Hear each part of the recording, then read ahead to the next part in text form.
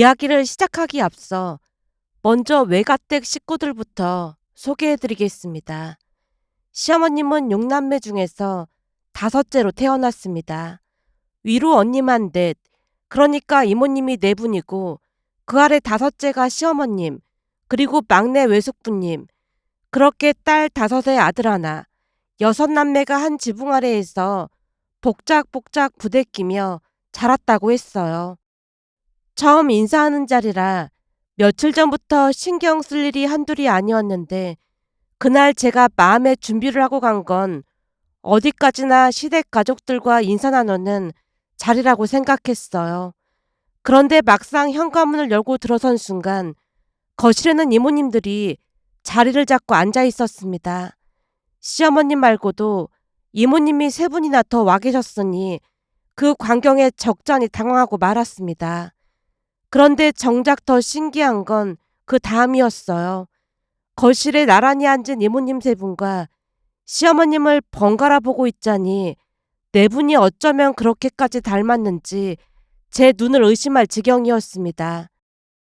이목구비는 말할 것도 없고 웃을 때 짓는 표정까지 판박이라 누가 제게 내 쌍둥이라고 일러줬더라면 그 말을 곧이곧대로 믿었을 거예요.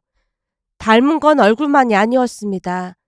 목소리마저 비슷해서 눈을 감고 누가 말을 건네오면 시어머님인지 이모님인지 얼른 분간이 가지 않을 것 같기도 했습니다.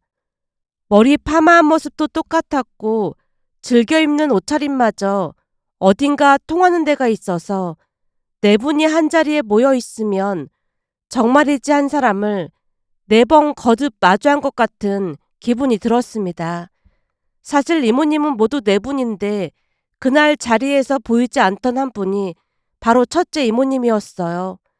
첫째 이모님은 지방에 사시는 터라 모임의 좀처럼 함께하지 못한다고 했습니다. 거기다 첫째 이모님만 성격이 전혀 달라서 친하게 지내지 않는 듯 해보였어요. 그러다 보니 이모님 세 분과 시어머니까지 네 분이들 함께 다니곤 했습니다. 네 분은 하루가 멀다 하고 모여서 어디든 함께 몰려다니곤 했는데요. 첫 인사를 갔던 그날도 이모님이 세 분이나 와 계신 걸 보고 꽤 놀랐던 기억이 있습니다. 다만 그때는 아직 결혼 전이다 보니 그저 외갓댁 가족들이 유난히 우애가 깊어서 그런가 보다. 화목한 가정이라 참 보기 좋네. 그렇게 좋게만 생각하고 넘어갔습니다. 그런데 막상 결혼을 하고 그 집 식구가 되어 살아보니 제가 짐작했던 것과 사뭇 달랐습니다. 우애가 깊어 보이던 그 모습 뒤에는 미처 생각지 못한 면이 있었거든요. 시어머님과 이모님 세 분은 어딜 가든 늘 한 몸처럼 붙어 다니다 보니 그 틈에서 크고 작은 불편한 일이 자꾸 생겨나기 시작했습니다. 그래도 처음 얼마간은 별말 없이 지나갔습니다. 결혼한 지 얼마 되지도 않은 새며느리가 이러쿵저러쿵 말을 보태는 게 못내 마음에 걸렸거든요.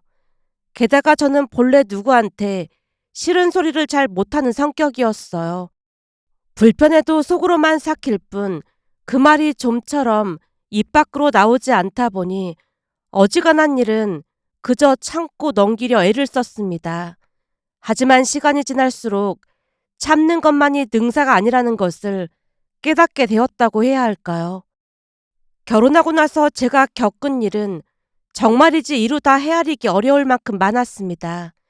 신혼집 집들이를 시작으로 그 뒤로도 어마어마한 일이 줄줄이 터졌거든요.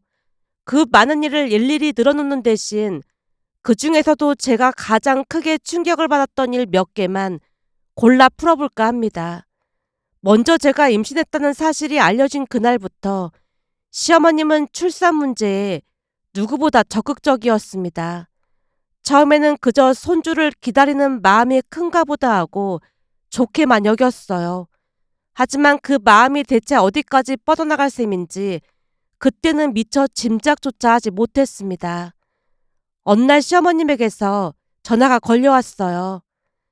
수빈아, 니들은 만삭 촬영 그런 거 안 하니? 들어보니까 요즘 젊은 사람들은 그런 거 다 한다고 하던데. 하려고 예약해놨어요. 그래? 날짜가 언제니?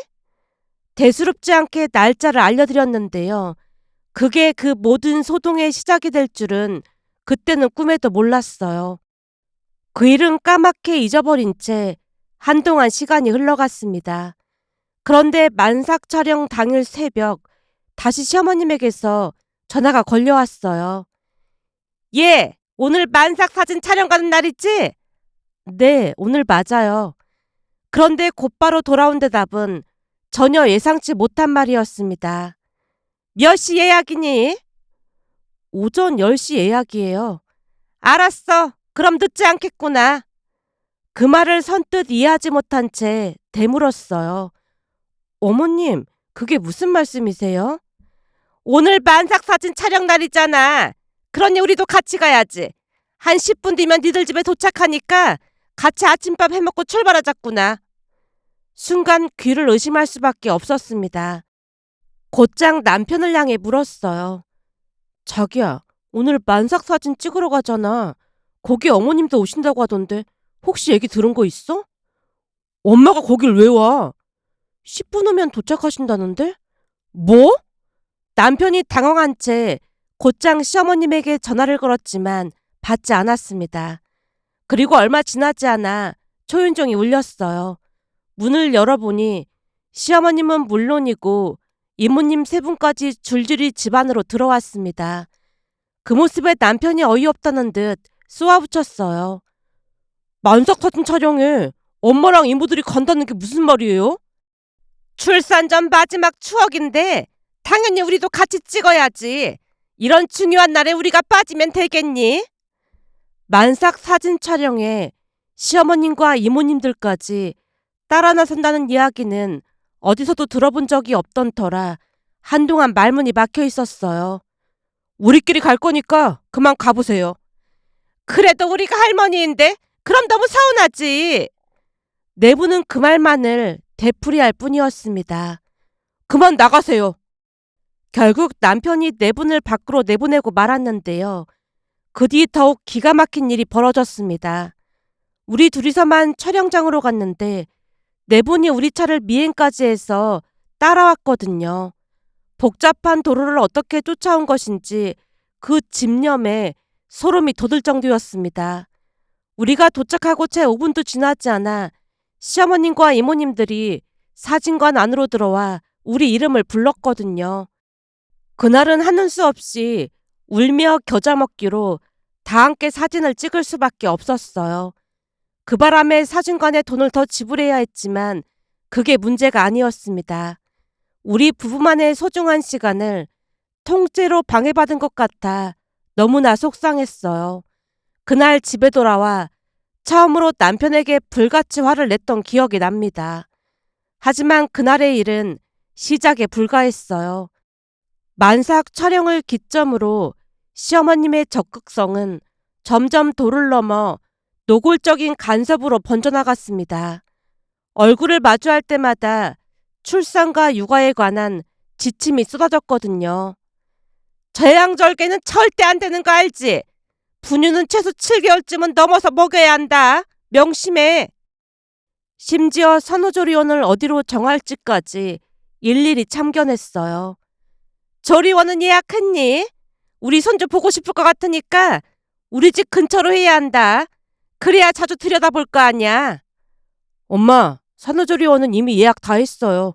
혹시 몰라서 처가댁 근처로 했어요. 뭐? 내가 친할머니인데 왜 거기 근처로 해? 아무래도 장모님께 도움받을 일이 많을 것 같아서 거기로 했어요. 장모님께서 음식 같은 것도 챙겨다 주고 그러실 것 같아서요. 그런 것쯤은 내가 해도 되는데 그게 뭐라고 그쪽으로 예약을 해? 시어머님의 얼굴이 눈에 띄게 굳어 있었는데요. 남편이 마치 비웃듯 대답했습니다. 엄마가 음식은 무슨 음식을 한다고 그러세요. 맨날 반찬 가게에서 사다 먹으면서. 넌 대체 누구 편이야? 지금 누구 편이 어딨어요.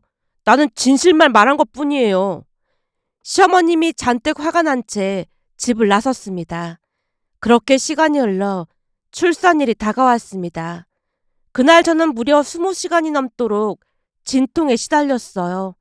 땀 범벅이 된 채 진통과 씨름하는 와중에도 남편의 휴대폰은 쉴 새 없이 울려댔습니다. 다름 아닌 시어머님이었어요. 받고 끊으면 또 걸고 다시 끊으면 또 거는 통에 그 사이 수십 통의 전화가 줄을 이었습니다. 그러다 우연히 전화 한 통이 연결됐는데 휴대폰 너머로 시어머님 목소리가 들려왔어요. 무조건 차양부만 해야 된다. 지금껏 우리 집안에 재앙절개나 없었어. 엄마는 진짜 구제불능이에요. 남편이 전화를 끊고는 아예 휴대폰 전원을 꺼버렸습니다. 진을 다 빼고 겨우 아이를 낳은 뒤에도 시어머님의 전화는 멈추지 않았어요. 붓기조차 가시지 않는 얼굴로 가까스로 자리에 누워있는데 이번에는 병원 로비에 내려오라는 연락이 왔습니다. 이모님들이 모여있으니 인사를 하라는 거였어요. 축하한다고 어른들이 어려운 발걸음 해줬는데 며느리가 당연히 내려와서 인사는 해야지. 엄마, 이 사람 지금 탈진 직전이니까 돌아가세요. 엄마 때문에 창피해서 얼굴을 못 들겠어요. 그 모습을 곁에서 지켜보던 친정엄마의 얼굴이 말이 아니었습니다. 남편이 잠시 자리를 비우자 엄마가 일그러진 얼굴로 입을 뗐어요. 이서방만 아니었으면 내가 내려가서 난리를 치려고 했어. 그래도 이서방이 알아서 막아주니 참은 거야. 사람들이 참 예의가 없다. 산후조리원으로 옮기던 날도 마찬가지였습니다. 오지 말라고 그렇게 말렸는데도 시어머님과 이모님들은 기어이 병원 앞에서 우리를 기다리고 있었어요. 그리고는 갓 태어난 아기를 한참이나 품에 안고 좀처럼 내려놓을 줄을 몰랐습니다. 아이고 예뻐라. 할미 보고 싶었죠요. 조리원에 들어간 뒤로도 시어머님은 거의 매일같이 면회를 왔어요. 그리고는 자꾸만 무리한 부탁을 늘어놓기 시작했습니다. 우리 왔으니까 손자 좀 데리고 휴게실로 와봐라. 조리원 지침이라 안 돼요. 조리원 규칙이라고 아무리 설명해도 통하지 않았어요. 그러게 내가 처음부터 그냥 우리 집에서 산후조리 하라고 했잖니. 뭐 한다고 비싼 조리원에 2주씩이나 있겠다고 난리야. 네가 산후조리원에 들어오는 바람에 난 손주도 못 보고 이 난리가 났잖아. 산모인 제 몸이 회복할 시간 따위는 안중에도 없어 보였습니다. 그리고 마침내 조리원에서 퇴소하는 날이 밝았습니다. 그날만큼은 우리 세 식구만의 온전한 시간이 되기를 간절히 바랐어요. 그동안 너무 시달린 탓에 이미 몸도 마음도 지칠 대로 지친 상태였거든요. 집으로 향하는 길에 남편에게 조심스레 물었습니다. 설마 오늘도 어머님이랑 이모님 세 분 오시진 않겠지? 남편이 자신있게 대답했어요. 내가 가만 안 있겠다고 단단히 말해놨으니까 그럴 리 없어. 하지만 마음 한구석에서는 좀처럼 불안이 가시지 않았습니다. 그리고 그 불안은 그날 저녁 고스란히 현실이 되고 말았어요. 현관밖이 소란스러워서 문을 열었는데 역시나 시어머님과 이모님 세 분이 들이닥쳤거든요. 그런데 시어머님이 집에 들어서며 가장 먼저 꺼낸 말은 건강은 괜찮냐는 안부가 아니었습니다. 예, 산후조리를 2주씩이나 하고 왔으니까 밥상 좀 차려봐라. 너 힘들까봐 식재료는 우리가 다 사왔어. 우리 같은 사람도 없을 거야. 그럼 우리같이 며느리를 알뜰히 챙겨주는 사람들이 어딨겠어. 시어머님과 이모님 세 분은 그렇게 자화자찬을 늘어놓으며 큰 소리로 웃어댔어요. 이제 막 조리원에서 나온 사무더러 음식을 차리라니 저는 또 한 번 귀를 의심할 수밖에 없었습니다. 곁에 있던 이모님들은 한술 더 떴습니다. 우리가 삼겹살 좋은 걸로 사왔으니까 그거 타지 않게 잘 굽고 찌개는 간단하게 된장찌개 끓이면 되겠구나. 국물은 조미료 넣지 말고 멸치 육수 내도록 해. 결국 그동안 참고 있던 인내심이 폭발하고 말았어요. 오늘 조리원에서 나온 산모한테 밥상을 차리란요? 그러자 시어머님이 어이없다는 듯 받아쳤습니다. 예, 너는 조리원에서 실컷 쉬다 왔으면서 뭐가 불만이라는 거니? 나 때는 말이야 산후조리원이 어디 있어. 그냥 바로 밥하고 빨래하고 그랬어. 그래도 이렇게 멀쩡한데 너는 2주나 쉬고 나왔잖아. 근데 어디서 눈을 치켜뜨고 그따위로 말을 해? 쉴 만큼 쉬다 왔으면 일을 해야지. 보다 못한 남편이 버럭 목소리를 높였어요. 엄마, 몸조리한 거지. 그게 어떻게 쉰 거예요? 제발 억지 좀 부리지 마세요. 하지만 시어머님은 그 화살을 도리어 남편에게 돌렸습니다. 네 놈이 이러니까 제가 우리한테 눈을 치켜뜨고 졌다 이 소리를 하지. 이게 다 너 때문에 그런 거야. 그러니까 네 마누라 길이나 잘 들여. 그분들에게 저는 그저 며칠 놀다 온 사람으로밖에 보이지 않는 듯 했습니다. 이모님들도 질세라 한마디씩 거들었어요. 암튼 요즘 것들은 빠져가지고 큰일이야. 힘든 일을 하려고 하질 않는다니까. 시어머님 한 분만으로도 버거운 마당에 그런 어른이 세 분이 더 있는 거나 다름없었어요. 거기서 그치지 않고 시어머님과 이모님들은 이참에 제게 이른바 정신교육이라는 것과 육아를 처음부터 제대로 가르쳐 주겠다고 나섰어요. 할미들이 이렇게 많은데 무슨 조리원을 가? 돈이 썩어나는 것도 아니고. 기저귀 한번 갈아봐라. 거기서 얼마나 잘 배웠는지 한번 보게. 비싼 돈 주고 배워왔으니 뭐가 다르긴 다르겠지. 사방에서 한꺼번에 쏟아지는 비난에 정신이 다 아득해질 지경이었습니다. 끝내 참다 못하고 소리치고 말았어요. 제발 돌아가 주세요.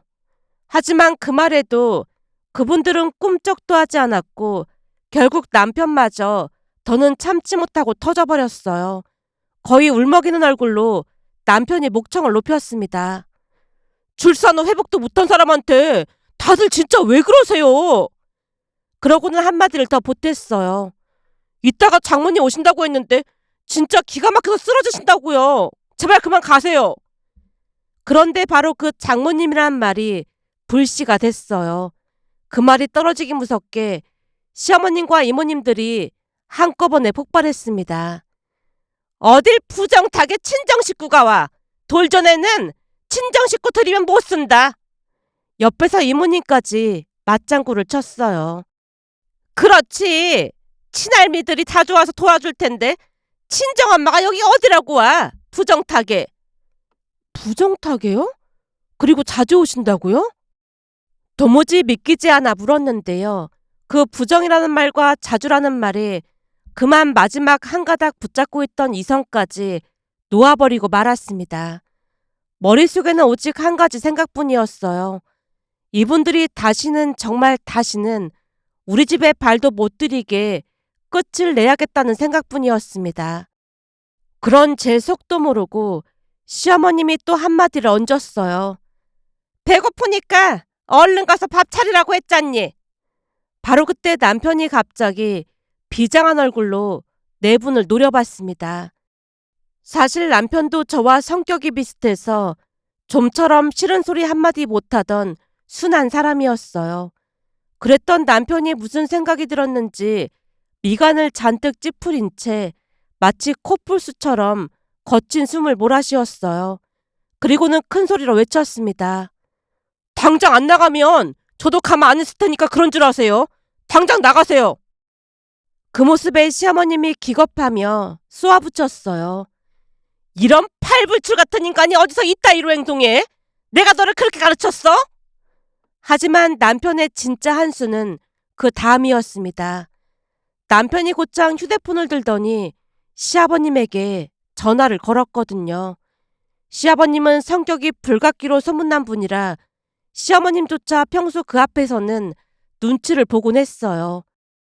시어머님이 다급하게 말리려고 달려들었지만 남편이 키도 훨씬 크고 덩치도 좋다 보니 어림도 없었습니다. 전화가 연결되자 남편이 다급하게 입을 열었어요. 아버지, 엄마가 여기 와서 수빈이한테 밥하라고 난동 부리고 있어요. 수빈이 오늘 산후조리원에서 나왔는데 진짜 너무하잖아요. 뭐? 산후조리원에서 방금 나온 며느리한테 밥을 하라고 했단 말이야? 네, 이모들까지 다 와서 삼겹살을 구우라고 하질 않나? 지금 난리도 아니에요. 참다 연락드린 거예요. 시아버님 입에서 불우령이 떨어졌습니다. 아니 이놈의 옆에 내가 아주 호강에 겨웠구만. 밥 먹고 할 짓이 없으니까 겨우 하는 짓이 며느리한테 시집살이 시키는 거야? 내가 지금 갈 테니까 거기 꼼짝 말고 있으라고 해. 알겠어요. 남편이 스피커폰으로 통화를 한 터라 시아버님의 목소리가 거실에 쩌렁쩌렁 울렸는데요. 그 순간 시어머님뿐만 아니라 이모님 세 분까지 후다닥 자리에서 일어나더니 그대로 도망쳐버리는 게 아니겠어요. 어느새 둘러보니 집안이 거짓말처럼 조용해져 있었어요. 그 모습에 당황한 채 남편을 바라봤습니다. 아니, 어머님은 그렇다 쳐도 이모님들까지 왜 저렇게 혼비백산하는 거야? 그것까지는 나도 잘 모르겠어. 근데 네 분 다 아버지를 엄청 무서워하긴 해. 아버지랑 엄마 나이 차이가 많이 나는 편이잖아. 그러다 보니 큰 이모만 빼놓고는 아버지가 제일 나이가 많거든. 그래서 그런 건가? 그렇다고 하기에는 너무 이상한데? 그저 신기한 마음에 고개만 갸웃거렸어요. 그렇게 한 10분쯤이 지났을까요? 초인종이 울려 나가 보니 시어머님과 이모님 세 분이 다시 돌아와 있었어요. 대체 무슨 일인가 싶어 네 분을 멍하니 바라봤더니 시어머님이 한참을 머뭇거리다 말을 꺼냈습니다. 예, 며느라, 이따가 네 시아버지 오면 말 좀 잘해주면 안 되겠니? 네? 그게 무슨 말씀이세요? 남편도 어처구니가 없다는 듯 언성을 높였어요. 엄마, 왜 다시 돌아온 거예요? 그러자 시어머님이 고개를 푹 숙인 채 손가락만 만지작거리다 입을 열었습니다. 그게 네 아버지가 우리 보고 도망가면 오늘 다 아작을 내버릴 거라고 해서 어쩔 수 없이 돌아왔어. 그러니까 네 아버지 오면 니들이 잘 말 좀 해주라. 아버지 성격이 불같은 거 너도 잘 알고 있잖아. 그러게 왜 아버지한테 연락을 해서 이 사달을 만들어. 시어머님이 원망 가득한 눈빛으로 남편을 바라봤는데요. 엄마, 그동안 제가 몇 번이나 경고했잖아요. 적당히 했으면 이런 일이 생겼겠어요? 그렇게 그만하라고 몇 번이나 말했잖아요. 저도 오죽했으면 아버지한테 연락을 했겠어요? 그러니까 알아서 하세요. 정우야, 아버지 성격에 이혼하자고 할 수도 있어. 제발 도와줘. 저도 그것 때문에 그동안 아버지한테 연락하는 거 참은 거예요. 근데 엄마가 도를 넘은 거잖아요. 그 사이 시아버님이 한 걸음에 달려왔습니다. 그리고 그 자리에 모인 사람들을 향해 호통을 쳤어요. 여기가 어디라고 찾아와요? 지금 제정신들입니까? 둘째 처형, 말 좀 해보세요. 아니, 우리는 그냥 손잡으러 온 것뿐이에요. 근데 우리 귀한 며느리한테 삼겹살을 구우라고 시켜요? 그건 우리가 잘못했어요. 축하를 해줘도 모자랄 판국에 지금 뭐 하는 겁니까? 그러더니 시아버님이 시어머님을 향해 돌아섰어요. 당신 지금 이게 뭐 하는 짓이야? 시아버님이 버럭 소리를 지르자 시어머님은 맥없이 주저앉아 버렸습니다. 여보, 내가 잘못했어.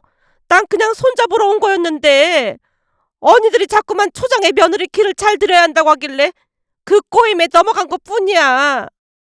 그래도 시아버님의 노여움은 좀처럼 가라앉지 않았어요. 그러다 아들 며느리 이혼한다고 하면 책임질 겁니까? 그동안 일이 한두 가지가 아니었지만 계속 참았는데 이제는 도저히 안 되겠습니다. 그러고 보니 시아버님 손에는 파일철이 하나 들려 있었어요. 시아버님이 그 파일철을 열더니 안에서 뭔가를 꺼냈습니다. 뭔가 싶어 까치발을 들고 들여다봤더니 다름 아닌 차용증이 있는 게 아니겠어요. 시아버님이 그 차용증을 펼쳐 보이며 이모님들에게 말했습니다. 그때 다단계로 돈 날려서 둘째 처형은 저한테 빌려간 돈이 3천만 원, 셋째 처형은 사기당한 돈 메꾼다고 2천만 원, 넷째 처형은 점집에서 구태야 한다고 빌려간 돈 1,500만 원. 이 돈은 대체 언제 갚을 겁니까? 이번 기회에 형님들한테 전부 말할까요? 그럼 한바탕 난리가 날 텐데 어떻게 할까요? 아유, 제부 왜 이래요? 우리가 잘못했어요. 지금 열심히 돈 벌고 있으니까 되도록 빨리 갚을게요. 열심히 돈을 번다는 분들이 여기 와서 우리 귀한 며느리 시집살이를 시키는 겁니까? 저도 참을 만큼 참았습니다. 이 돈 일을 내서라도 갚으세요. 둘째 이모님이 영문을 모르겠다는 듯 물었어요. 일이라니요? 우리 공장에서 일이라도 해서 갚으라 그 말입니다. 만약 못한다고 하시면 바로 형님들한테 차용증 부여주고 당장 돈 갚으라고 하겠습니다. 가만히 있어봐라. 둘째 형님 전화번호가 뭐였더라? 그 말에 이모님 세 분이 빌다시피 매달렸습니다. 제부가 하라는 대로 다 할 테니까 제발 차용증 얘기는 하지 마세요. 그럼 제가 하라는 대로 다 하시는 겁니다. 당신도 당장 내일부터 공장에 나와서 일해. 내가 그런 일을 어떻게 해? 호강에 겨워서 이런 미친 짓 하는 거 보니 당신은 나와서 고생 좀 해봐야겠어. 일 못한다고 하면 내일이라도 당장 이혼 전문 변호사 선임해서 이혼 절차 밟을 테니까 그런 줄 알아. 시아버님의 단호한 말에 시어머님은 결국 눈물을 흘리며 일을 하겠다고 약속했습니다. 그 일이 있고 난 뒤 시어머님과 이모님들은 아예 찾아오지도 않았습니다. 시아버님의 위력은 그야말로 어마어마했어요. 시어머님이 전화조차 하지 않았거든요. 어느 날은 신기한 마음에 남편에게 말했어요. 자기야, 하루아침에 어떻게 이럴 수가 있지? 그러자 남편이 차분하게 사연을 들려줬어요. 아버지가 사업하다 보니 돈이 좀 많은 편이라 외가 식구들한테 도움을 많이 줬거든. 그러다 보니 이모들이 더 그러는 것 같아. 근데 또다시 돈을 빌려간 줄은 나도 몰랐어. 아버지 말이 엄마랑 이모들이 공장에서 엄청 힘들게 일을 한다고 하더라고. 근데 엄마랑 이모들은 고생 좀 해봐야 해. 문득 그동안 품어온 의문이 떠올라 한 가지를 더 물었어요. 그동안 궁금한 게 있었는데 지방에 계신 첫째 이모님만 성격이 다른 거야? 그렇지. 첫째 이모는 정말 좋은 분이야. 아버지 말이 예전에 첫째 이모부가 큰 교통사고가 나는 바람에 수술비부터 돈이 엄청 많이 들어갔다나 봐. 그때 급하니까 아버지가 수술비부터 생활비 지원까지 전부 해주셨대. 남편의 말에 절로 감탄이 나왔어요. 세상에, 아버님 정말 멋진 분이다. 맞아. 아버지 성격이 불같아서 그렇지 인정도 많고 좋은 분은 맞아. 그 불같은 것도 잘못될 때만 그런 거잖아. 난 아버님 뵐 때마다 무섭다는 생각 별로 안 드는걸? 첫째 이모부 건강이 좋아지신 뒤로는 하는 일도 잘 돼서 우리가 내려가면 호텔까지 잡아주시고 항상 진수성찬 차려서 대접해 주셔. 그러다 보니 아버지도 첫째 이모는 엄청 좋아하셔. 외삼촌도 첫째 이모랑 비슷한 성향이거든. 근데 엄마랑 이모들은 왜 그런 건지 모르겠어. 암튼 두 번 다시 귀찮게 하는 일 없을 테니까 걱정하지 마. 그동안 힘들게 해서 너무너무 미안했어. 지금도 남편은 그때 일을 두고두고 미안해하고 있습니다. 돌이켜보면 임신 소식을 전하던 순간부터 산후조리원을 나와 집으로 돌아오던 날까지 참 길고 고단한 시간이었습니다. 시어머님 한 분도 버거운데 이모님들까지 그랬으니 지금도 가끔 아득해질 때가 있어요. 그래도 그 모든 고비를 지나 이렇게 아기의 웃는 얼굴을 마주하며 별일 없는 하루를 보낼 수 있게 됐습니다. 순하기만 하던 남편이 저를 위해 처음으로 목소리를 높여줬고 시아버님이 끝내 매듭을 지어줬으니 저는 그것만으로도 충분히 복이 많은 사람이라는 생각이 든답니다. 만약 남편과 시아버님이 방관만 했더라면 어쩌면 우리는 이혼이라는 길에 다다르지 않았을까 하는 생각이 들었습니다. 며칠 전 밥을 먹던 중 남편이 말을 꺼냈어요. 엄마 말이야. 본가 갔다가 잠깐 봤는데 살이 엄청 많이 빠졌어. 일이 힘들다고 나 붙잡고 하소연하는데 못 들은 척 했어. 아버지가 신경 쓰지 말라고 했거든. 그러게 가만히 있었으면 이런 일이 안 일어났을 텐데 굳이 이 사달을 만든 건지 모르겠어. 암튼 앞으로는 두 번 다시 자기 힘들게 안 할 거니까 걱정하지 마. 그 말에 조용히 고개를 끄덕였는데요. 남편 말을 들으며 문득 예전 일들이 다시 스쳐 지나가면서 세상에 이런 일도 있을까 싶어 이렇게 글 남겨봅니다.